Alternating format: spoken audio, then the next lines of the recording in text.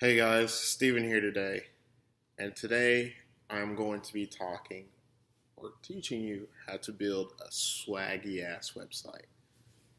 So, this kind of comprises of the base installation of WordPress along with essentially. So, it's starting from scratch, right? So, literally, you're gonna watch what I do once a client has essentially purchased their domain and hosting, right?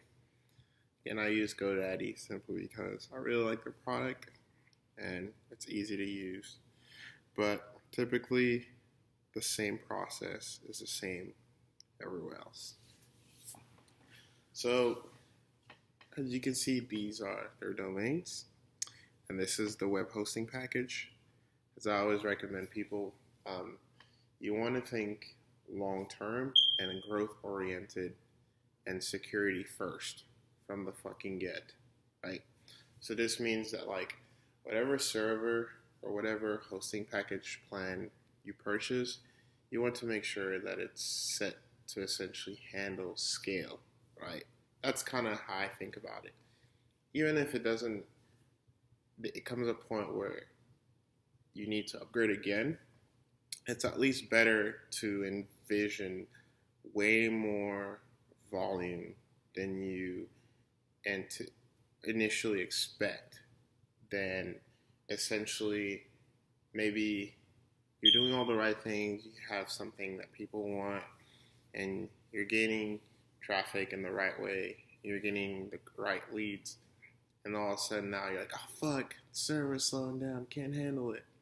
So I always think about how can I create something that can essentially handle that growth effectively while maintaining an emphasis on security, right?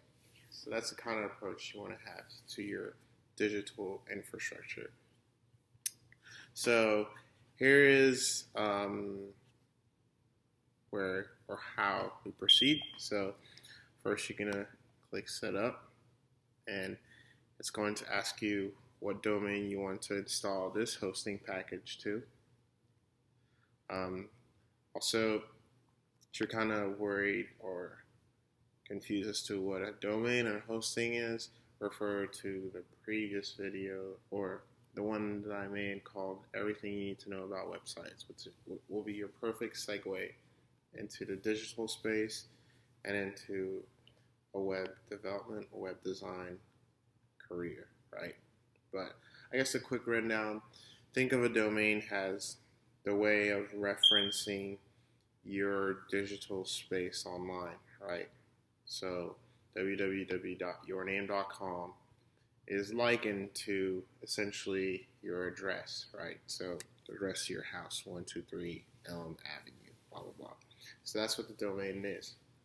Now the hosting is essentially having full creative rights to that land. So being able to build a huge house, and by installing a hosting package, you're essentially installing, you can think of it as like a digital controlling infrastructure or digital control that, or a digital interface, that's the more better way of thinking about it, that essentially facilitates the management of server processes. Like, what is your server using? Like, what language? What version of PHP? How does it manage its resources? How does it allocate its memory? How much memory does it have? Right? All these micro decisions that essentially factor into massive results or consequences later on. So you can think of that as like your house and being like, okay, now that I have rights to this, now I want to buy a house. It has a backyard, it has a pool in it. There's even a part on the side where there's a dog house. All these things, it's essentially having full creative rights and just literally being able to do whatever you want with your domain.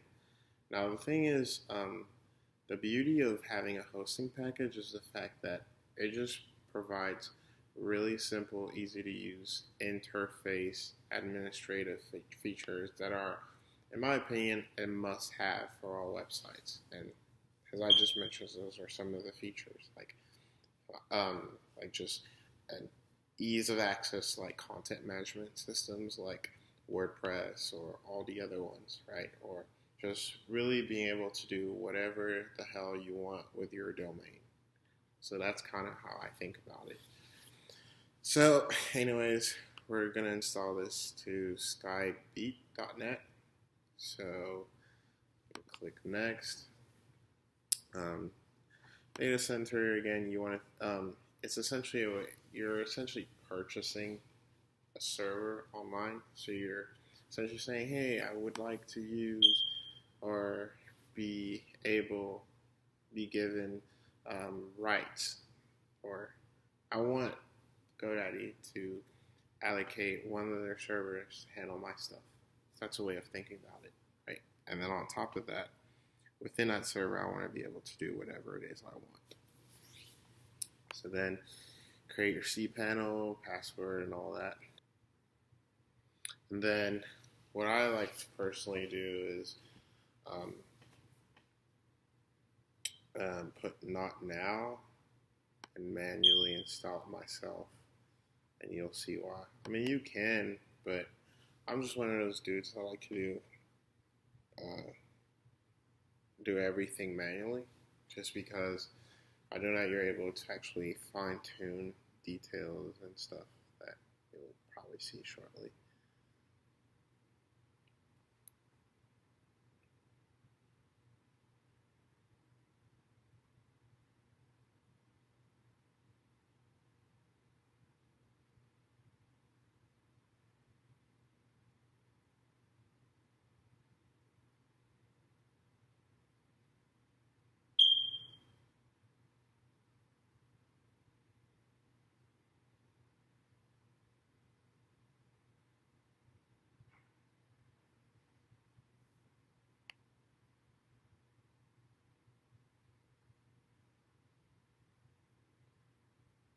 So do its little thing.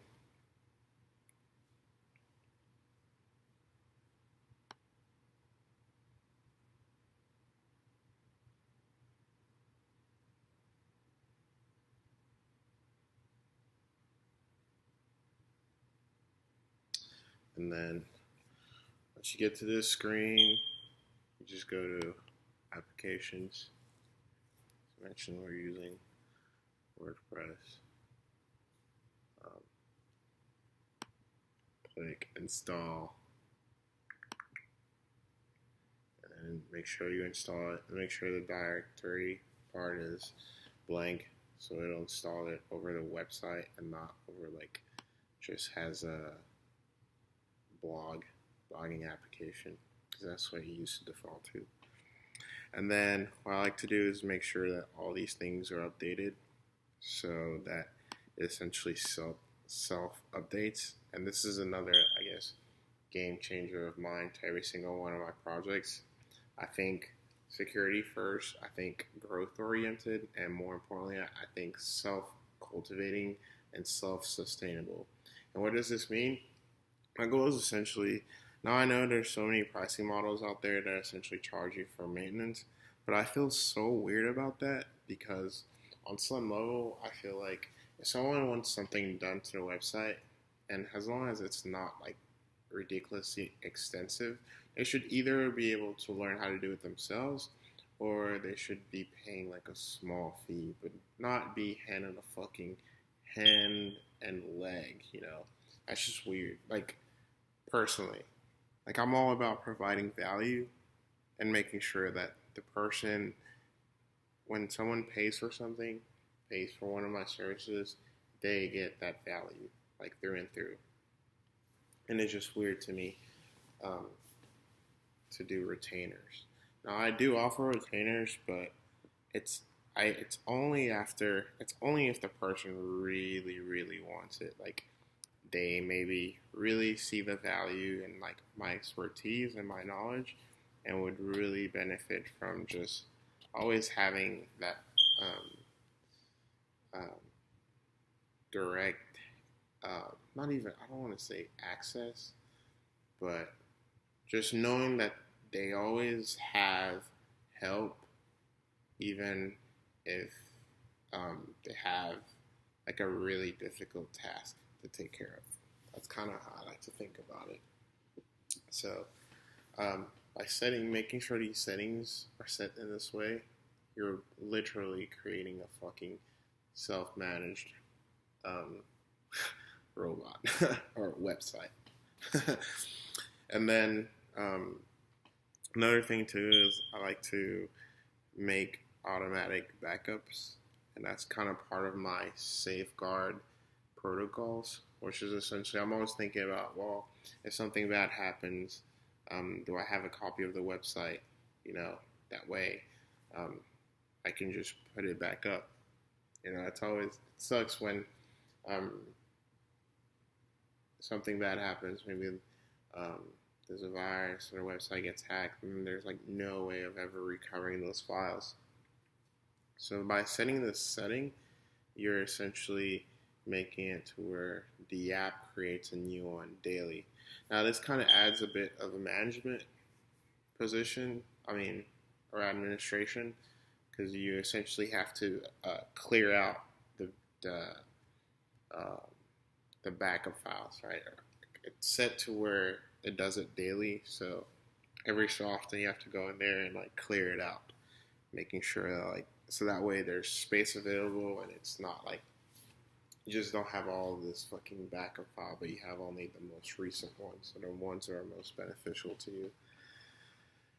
Then here, you set the administrator login for WordPress. So you set the email for the administrator. So the email of the webmaster. Right. Here you set the website title.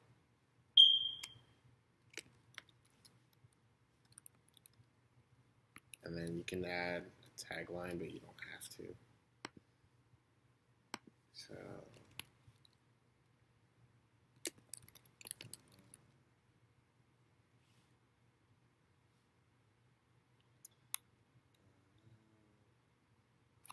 and here this is just another security measure, just making so like when someone's brute forcing you, like trying multiple different login accounts, you can set a particular amount of failed logins before they're blocked out, essentially kicked out, or blacklisted forever from your website. That's something I always do, and this just leaves to know. It's more on that later if necessary. And then so here is where you set the amount, how many times it performs backups, and then you can add a backup location. So if you have a server or a cloud storage system specifically dedicated for backups, you can add it here, and that's pretty much it. Once that's done, taken care of, you can just click install.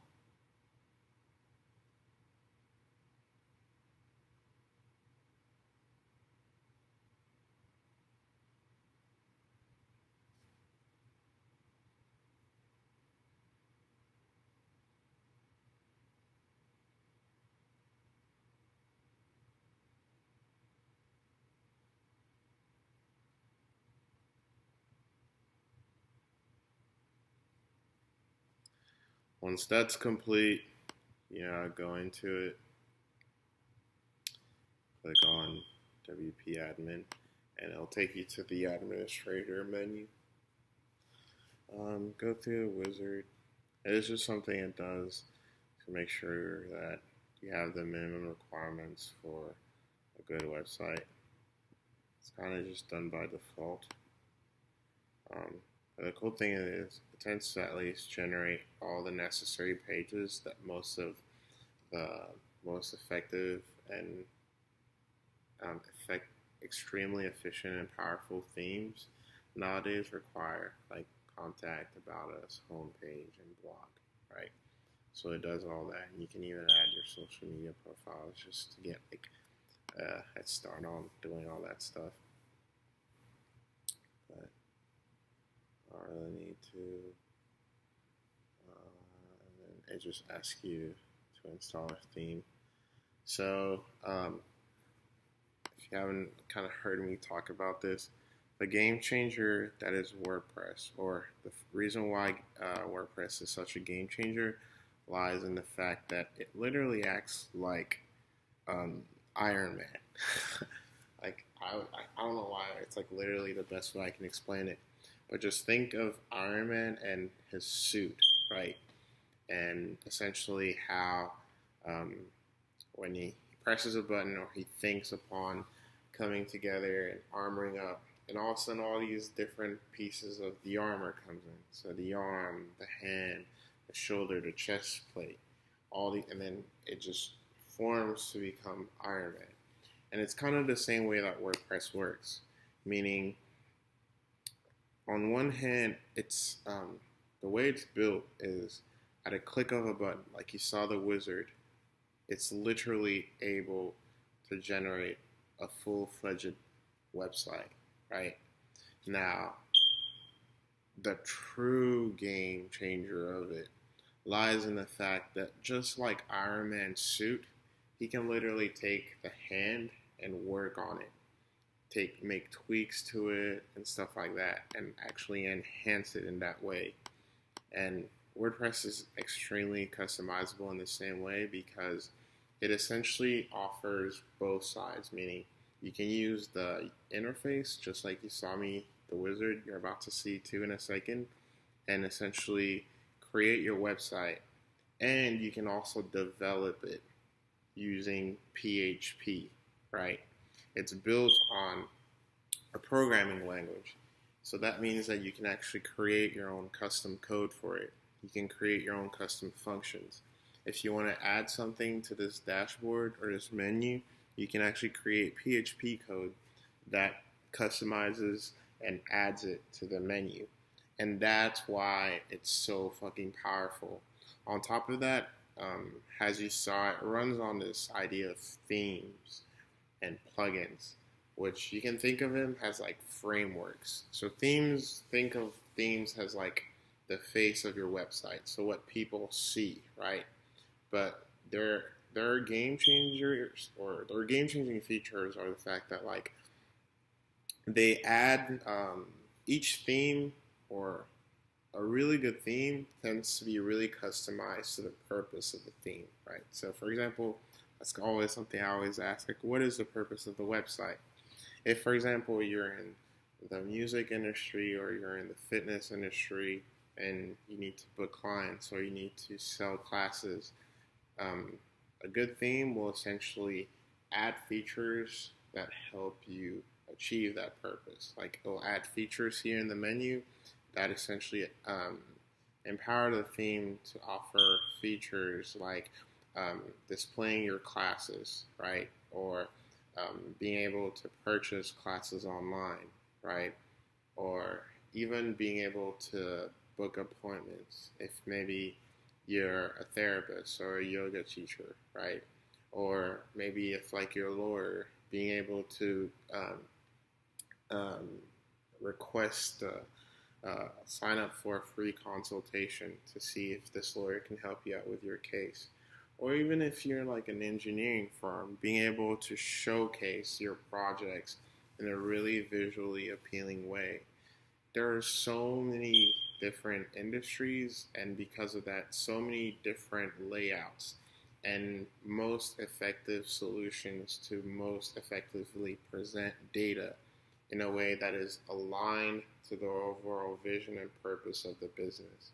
So when you pick a theme, you essentially want to make sure that it accomplishes that, because the way they're made, by you taking the time to really figure out what it is you're doing, you can find one that achieves all of that in one. And that's why this content management software, WordPress, beats pretty much all the other ones out there, right? And the cool thing is, as I just mentioned, you can buy a theme and then like be like, it does everything And I kind of want to add this little thing as well. You can do that by building code for it, right? By going into the editor and then going into the particular file that pertains to the part, or just building your function out from your computer, uploading it, right? There's a particular structure to where to how it works, to how WordPress runs. So I mentioned it's like a suit of iron, right? So the way it works, it's like one one code file will call upon, will pull out something that builds a piece of the website, and then it'll call upon another code file, which will build out something, call upon another and another and another, to where now it's like this magical masterpiece that you see, right? So on top of the themes, also, you have what are called plugins, which are essentially, think of functionalities. So you can essentially drag and drop functionalities on your website.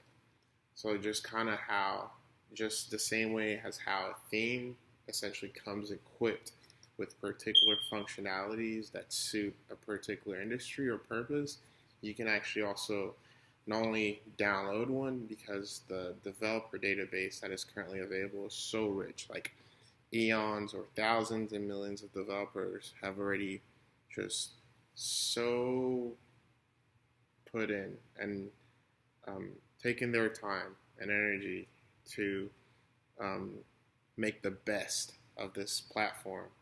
And now you're able to essentially take part in that, like use their work. And I don't want to say reap the benefits of their work, but really save plenty of time and energy by essentially using the work that they've built, by essentially using or utilizing the plugins that they've made, as opposed to having to make your own. And that's something I'm like so ridiculously thankful for and grateful for this platform.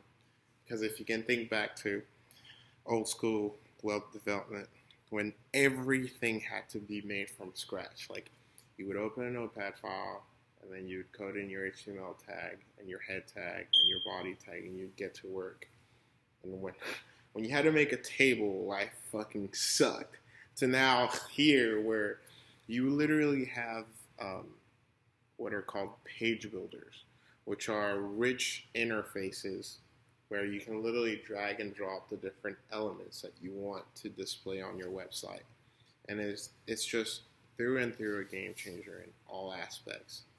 And it's why I highly, highly recommend people to use it. Right. So we're now going to install a theme. So client already picked one out, and it's actually just on my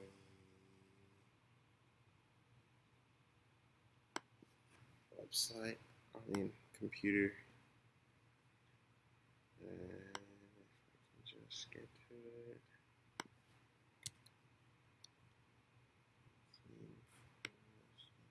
This is it.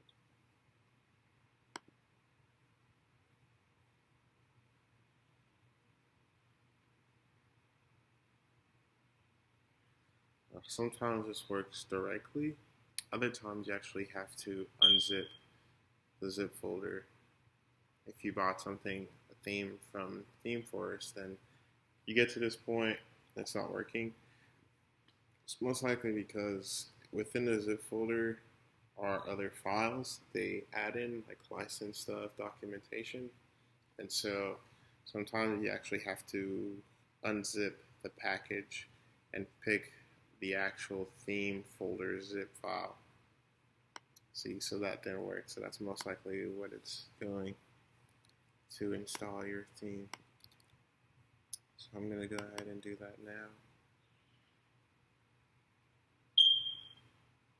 And as you can tell, this is a theme. So also something I have to mention about themes, when you install a theme and you want to make customizations to it. Um, the wise thing to do about it is create what's called a child theme, and what that means is essentially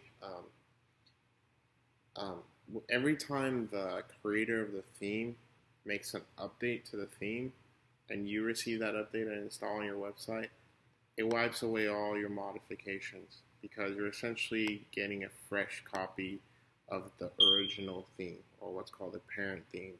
So to essentially keep all your modifications, you need to create a child theme. And now by now doing all your work on the child theme, you will get all the modifications from the original parent theme, and while still maintaining all your modifications. So if you do CSS stuff on it and you want to change the theme one way or the other, make sure to also first create a child theme before doing the CSS work, or you'll lose all your CSS work once it updates. This works by essentially what's the word? It's a concept called inheritance. There you go. So essentially, an object inherits all the behaviors, methods, and functions from its parent theme. But then it can also change, create, and modify the original methods, or do stuff on. It can essentially do its own thing while still being able to use the stuff from the parent. Cool little programming stuff there. uh, so here is that is actually not the theme. Where are you now?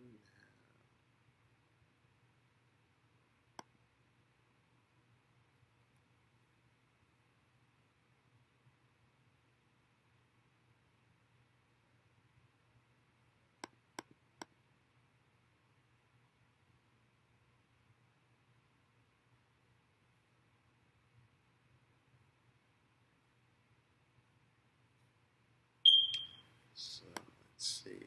I installed a parent. It's giving me some hiccups. Let's see if it's because I've already installed it the first time already, and it'll actually recognize the child. Need to. Okay, so it did not recognize.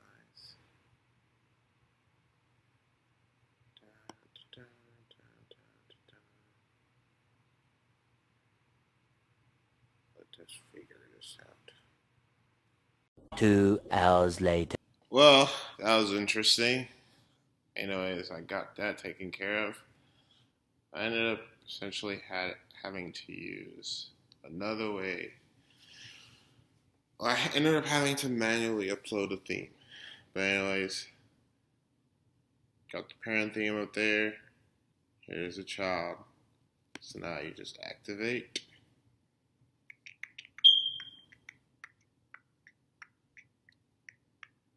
There you go. And as I mentioned, every theme comes with its own functionalities and plugins. So you just make sure that that's installed. Begin installing.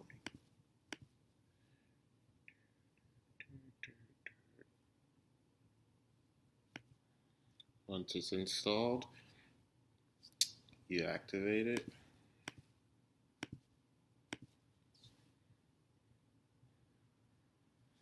And there you go. And that's that.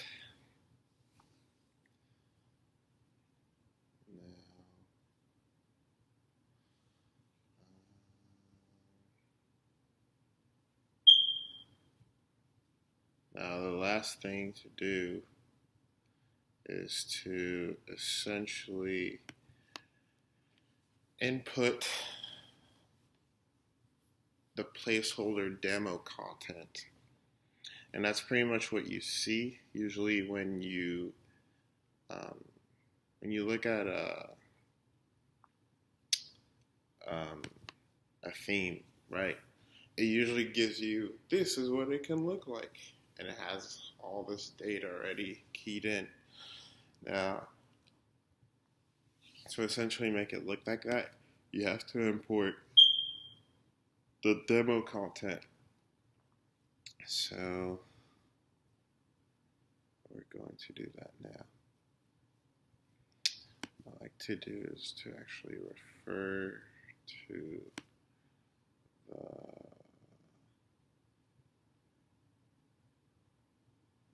manual of the theme. Sometimes they have a particular way of going about it.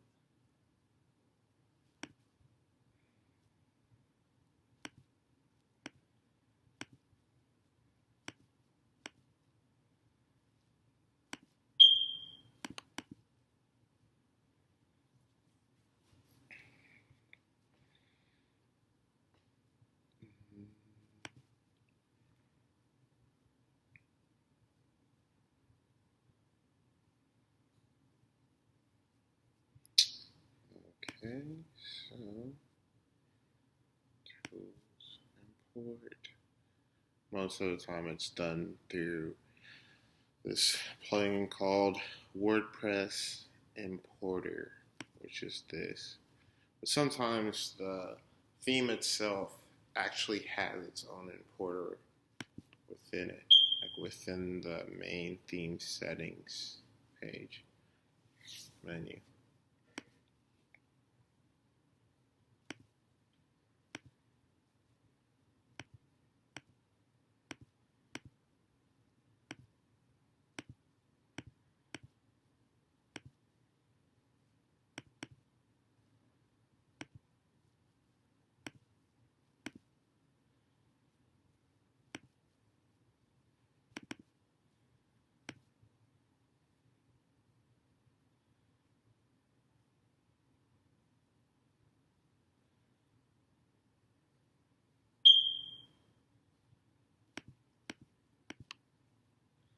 Make sure to download and import the file attachments. And then what I usually do is actually attack everything to admin. I already clicked it. So, oopsies. So that takes care of the demo content. Now you need to import the same settings as the demo itself.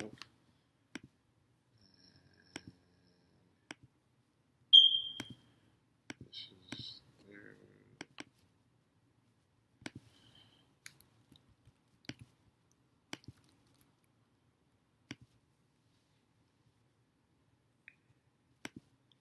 it's taken care of.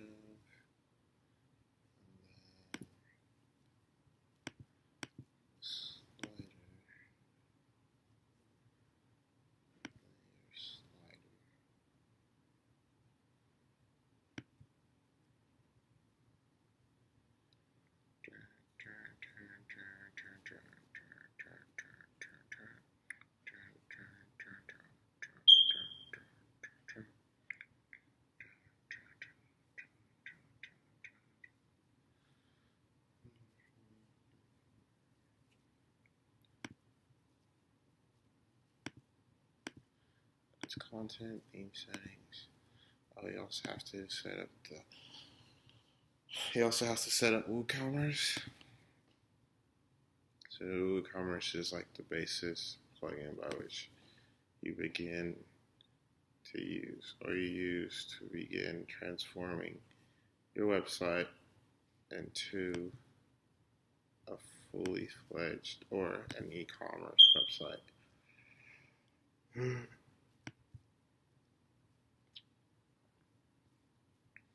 So let's just go ahead and do that.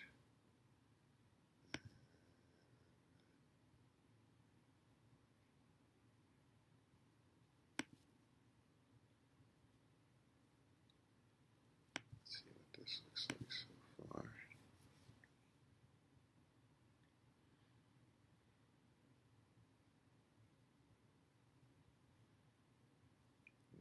getting there. Now, let's see.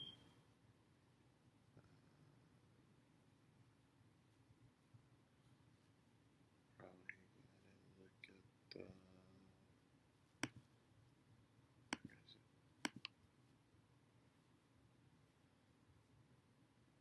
Okay. Readings. So you have to set the page, or tell WordPress what's the front page, what's the back page, etc., etc. This is done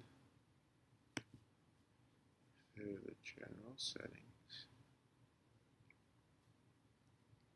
Oh, the reading side.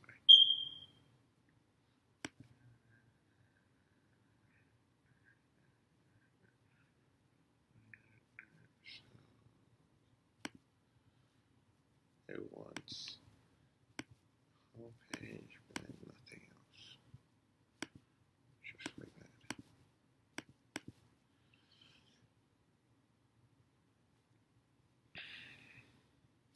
Done.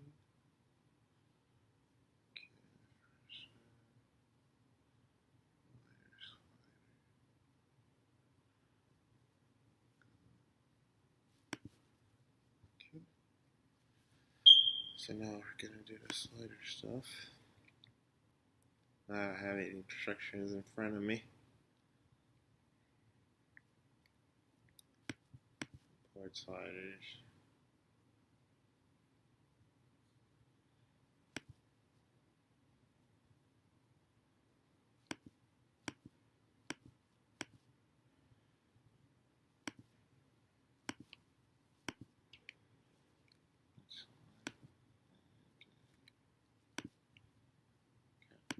Do it one at a time.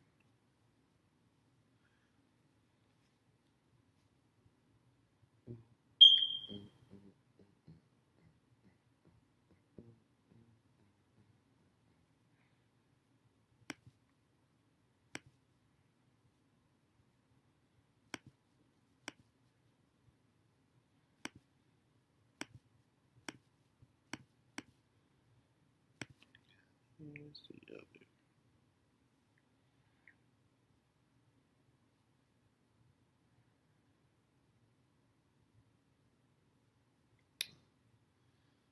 It's saying that I keep on running.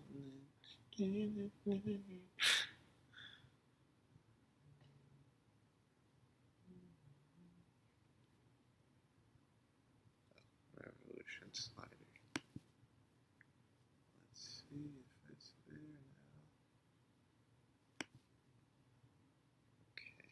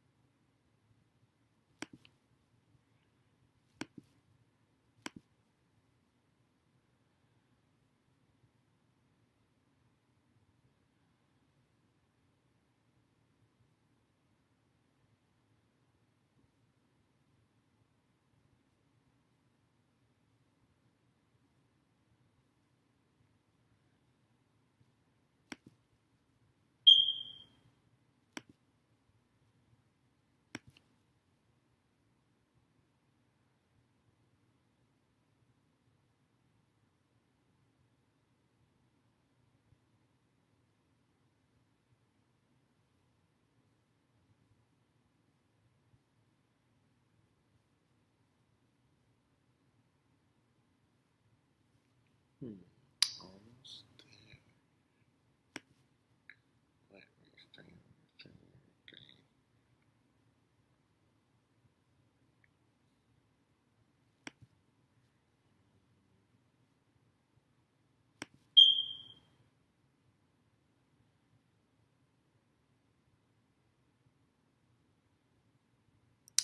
Yeah,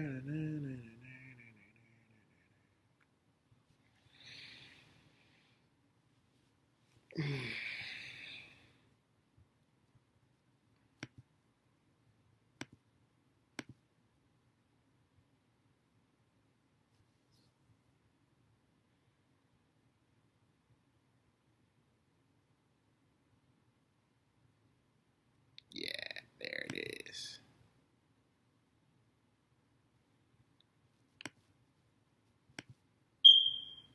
And that's that.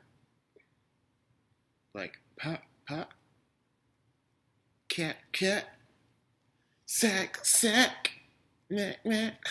And there you have it. Start to a great looking then studio website.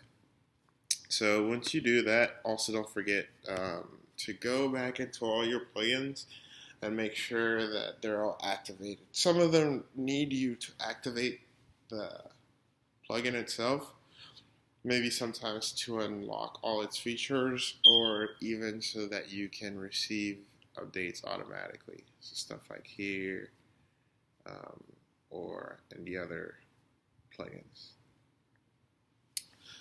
But hope that made sense. Also, another thing that I like to do, I feel like a lot of people forget, is to set the correct time zone for it,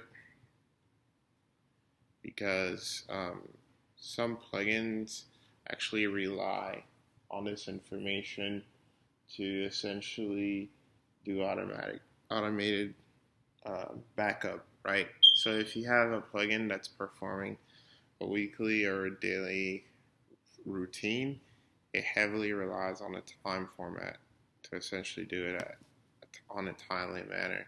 So make sure you get that done. But anyways, sorry about all those hiccups. Hope you guys got something out of this. And as always, swag fuck out.